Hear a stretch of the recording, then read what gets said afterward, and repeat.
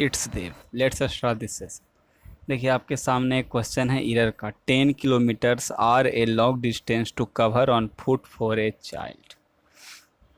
तो देखिए आपको क्या याद रखना है, आप पढ़े होंगे एक सर्टेन डिस्टेंस, सर्टेन वेट, है ना, निश्चित दूरी, निश्चित वजन, है ना, आदि का बोध होता है। तो हम लोग क्या करते हैं, तो उसके साथ सिंगुलर का प्रयोग करते हैं। जो वर्ब होता है वो क्या होता है, तो सिंगुलर होता है। तो यहाँ पर जो आपको 10 किलोमीटर्स देख रहा है, क्या है, सर्टेन डिस्टेंस को बता रहा है, इसीलिए ये आर की जगह क्या हो जाएगा, ईज हो जाएगा। कोई दिक्कत? चलिए ठीक है। निश्चित दूरी, निश्चित रकम, निश्चित वजन, इस सब का बोध होगा तो उसके साथ क्या लीजिएगा आप, सिंगुलर वर्ब।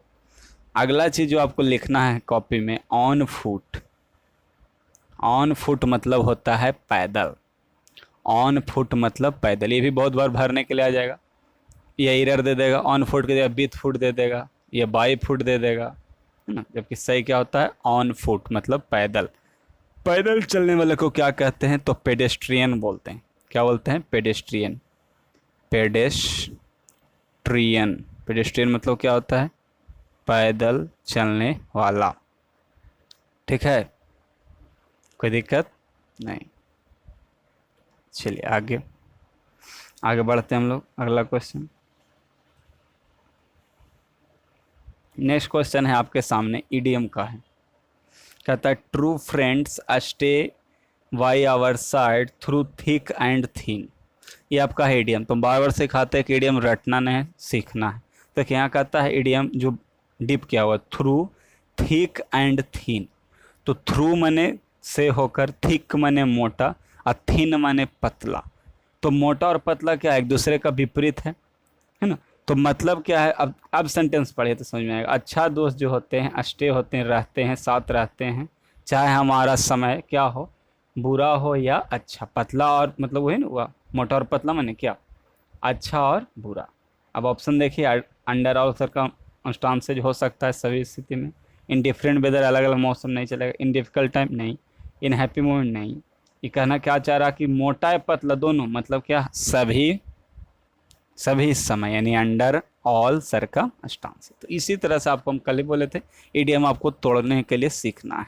ठीक है, उस समय जब सेट लगाए गलत हो जाए तभी उसके बाद करिए। ठीक है, आगे देखिएगा। कहता she got a lucrative job of a translator because she was dot dot in French. अब कल हम सिखाए थे आपको एफिशिएंट और डेफिशिएंट। तो हम सिखाए थे कि यदि कोई आदमी, है ना, कार्य करने के बारे में बताएगा तो होता है क्या, एफिशिएंट। लेकिन यदि बोलने का बताएगा तो क्या होगा, डेफिशिएंट। तो ही ना है।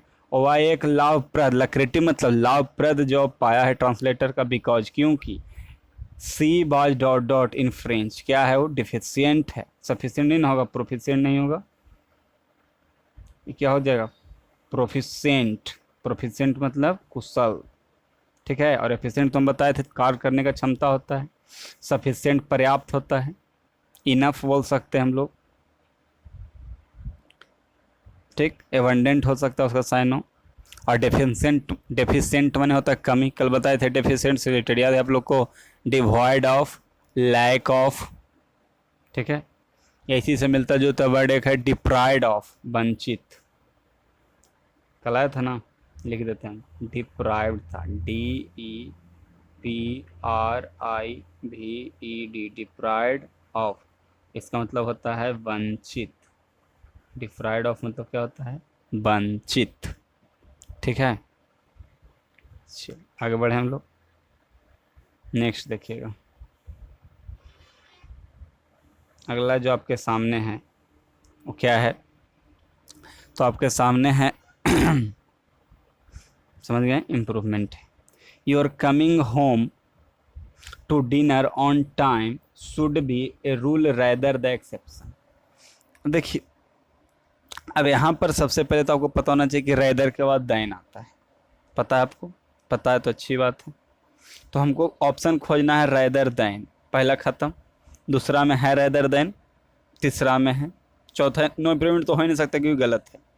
अब ये दोनों में देखना है। अब बताए क्या एक्सेप्शन के साथ आइन लगेगा कि लगेगा, तब कहेगा आइन लगेगा, इसीलिए दूसरा भी खत्म। है ना जी। एक्सेप्शन के साथ ए लग सकता है, नहीं लग सकता है, क्या लगेगा, एन लगेगा, इसीलिए ये भी क्या है, गलत है। कोई दिक्कत, ठीक है ना। इसीलिए आंसर आपका क्या हो जाएगा, तीसरा हो जाएगा। ठीक, अब देखिए यहाँ रैदर दैन, तो देखिए समान चीज़ का हुआ है, यहाँ द रूल आया है, यहाँ द एक्सेप्शन आया। इसको एसएससी बढ़िया बना सकती थी, ठीक है ना। यहाँ पर जैसे ए रूल देती और यहाँ पर द एक्सेप्शन देती, तो द तो लग सकता था, तो फिर वही चीज़ सीखना था कि समान चीज़, हम बताते हैं ना समान चीज़ का तुलना होता है। ठीक, ये भी याद रखना है। क्लियर है ना, आगे बढ़िए। तो यहाँ एक्सेप्शन क्यों खत्म हो गया, क्योंकि एक्सेप्शन के साथ क्या लगेगा, एन लगेगा। आगे देखिए एक चीज़ और लिखिए आप अपने कॉपी में, जो बार बार एसएससी पूछता है, क्या, इसको अंडरलाइन करिएगा आप लोग, योर कमिंग। ठीक है ना, मतलब क्या लिखना है कि पसेसिव एडजेक्टिव, पसेसिव एडजेक्टिव के बाद क्या आता है, तो जेरंड आता है। खूब पूछता है, पसेसिव एडजेक्टिव के बाद क्या आता है, जेरंड। जेरंड समझते हैं ना, V1 का V4 रूप, यानी V4 रूप लेंगे। पसेसिव एडजेक्टिव समझ रहे हैं, my, your, his, her, their, our, ये सब क्या है, पसेसिव एडजेक्टिव है। तो इसके बाद क्या आएगा, जेरंड आएगा, याद रहेगा आप लोग को।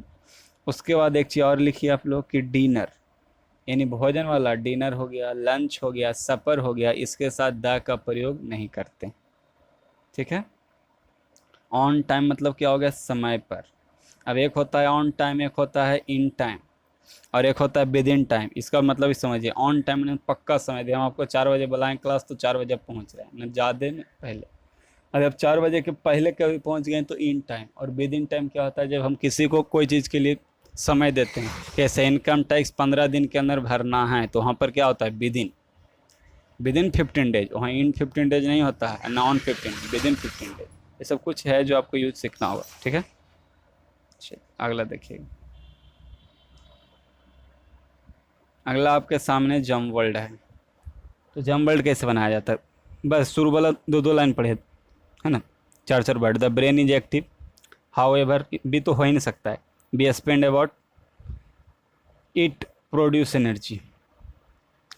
अब देखिएगा, है ना, तो बी तो होगा नहीं, यानी सी से हो सकता है, डी से हो सकता है, ए से हो सकता है। ऑप्शन एक बार देख लें, बी है, ए है, सी है, सी है, यानी बी ए सी सी, तो बी तो ख़त्म, यानी या तो ए से स्टार्ट या तो सी से स्टार्ट। चलिए अभी और सी देख लेते हैं। The brain is active to during sleep, brain active रहता है स्लीप के दौरान। और सी कहता है we spend about 1/3 of time sleeping, मतलब क्या आ गया यहाँ, स्लीपिंग। यहाँ क्या आया, देखिए लास्ट में स्लीपिंग, और यही यहाँ पर है ड्यूरिंग स्लीप, मतलब पहले कौन आएगा, सी आएगा। स्लीपिंग कहेगा कि हम लोग अपना जो समय होता है प्रतिदिन का, उसका 1/3 जो टाइम होता है सोने में बिताते हैं, और दिमाग जो होता है वो क्या होता है, पूरी तरह से एक्टिव नहीं होता है। तो सी के बाद क्या आना चाहिए, ए आना चाहिए। कोई दिक्कत, हमारा दिमाग तो क्या होता है, पूरी तरह से एक्टिव नहीं होता है, लेकिन हमारा बॉडी जो होता है यूटिलाइज करता है स्लीपिंग टाइम को। कैसे, इफेक्टिवली, अच्छी तरह से, बेहतरीन तरीके से। इट प्रोड्यूस एनर्जी, हमारे शरीर को एनर्जी देता है। रिलीज हार्मोन्स, और हार्मोन रिलीज करता है for repair and grow during the night, जब हम लोग रात के दौरान सो जाते हैं तब। ठीक है, समझ गए आप लोग। कल हम बताए थे गैस क्या होता है, लीक होता है। ठीक, समझ में आया किस तरह से तोड़ा जाता है, फिर से रिवाइंड करके देखिएगा यदि क्लियर ना हुआ हो तब। चलिए अगला क्वेश्चन आपके सामने इम्प्रूवमेंट का है। कहता है knowing the particular things that motivate each person help you add power to their motivation. तो देखिए ईच पर्सन, तो ईच पर्सन क्या है, तो कहेगा सिंगुलर, तो वर्ब क्या चाहिए, सिंगुलर। तो वर्ब सिंगुलर क्या होता है, जब उसमें ए से एस लगाते हैं तो पहला ख़त्म, दूसरा नो इम्प्रूवेंट ख़त्म, तीसरा हेल्प्स हो सकता है, चौथा लीजिए। दाम आसान था जी। अब कितना आंसर हो गया, तीसरा। कोई आपत्ति नहीं, क्लियर। कोई ज़्यादा हमको पढ़ने की ज़रूरत नहीं पड़ा, यदि 2 गो रहता तो सोचते आगे। Due to increase number of layoffs in the industry the sword of Damocles is always hanging over the employ. देखिए ईडियम है आपका, तो sword of Damocles, the sword of Damocles. तो देखिए डेमोकल जो है ग्रीक बर्ड से, है ना, जो ग्रीक की दुनिया वहाँ से ही बर्ड आया डेमोकल। जैसे कोई आदमी सोया हुआ है, ठीक है ना, और उसके ऊपर हमेशा क्या है, तलवार लटक रहा है, मतलब क्या है कि खतरे की घंटी। कभी भी यदि तलवार गिर जाएगा तो क्या होगा, वो आदमी बचेगा नहीं बचेगा, तो ही है। यानी क्या इसका हिंदी होगा, इसका अर्थ क्या हुआ कि लगातार खतरा, है ना, इसको हिंदी में बोलते हैं खतरे की घंटी। तो स्ट्रिक्ट रूल नहीं होगा, 3 to physical are a constant threat, लगातार खतरा, यानी ऑप्शन नंबर 3।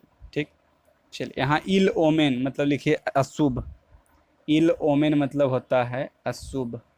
ठीक, यहाँ देखिए वर्ड है आपका ले ऑफ, तो ले ऑफ मैंने लिखे छटनी। इंग्लिश में एक ऐसे वर्ड देता है रिट्रेंचमेंट, रिट्रेंचमेंट, इसका मतलब भी यही होता है, MENT है, ठीक है ना, रिट्रेंचमेंट मतलब कटौती, छटनी। ठीक है, आगे आ जाइए। द कमिटी, कमिटी का स्पेलिंग बहुत ही मस्त है, MMTEE, स्पेलिंग में पूछेगा आपको। Rich decision regarding the appointment of the chairman, यानी चेयरमैन के अपॉइंटमेंट का रिगार्डिंग मतलब उसके संदर्भ में कमेटी कैसा डिसीजन लेगा, तो एक एक वाला लीजिएगा ना, सबका तो अलग अलग होना नहीं चाहिए। तो ऑप्शन क्या होगा, अनएनिमस। ठीक है, आप लोग पढ़े होंगे ना। यूनिटरी मेथड मतलब एक एक नियम, तो वही होगा यूनिनिमस मतलब एक मत, सबका मत एक। ठीक, अगला जो आपके सामने सिंपल है, वॉइस है, तो बिल ऑल बी, तो हमको बिल वाला खोजना, क्योंकि बिल ऑल बी बेनिफिटेड मतलब bill plus B plus V3, तो हमको क्या खोजना है, बिल प्लस V1। दूसरा में है और किसी में है ये नहीं, कहानी खत्म। यदि रहता तो फिर हम सब्जेक्ट और ऑब्जेक्ट खोजते। ठीक, इस तरह से बनाने का तरीका होता है। अगला देखिएगा, देयर इजंट मेनी राइस, तो देखिए राइस के अनकंटेबल, इसलिए मेनी की जगह क्या हो जाएगा, मच हो जाएगा।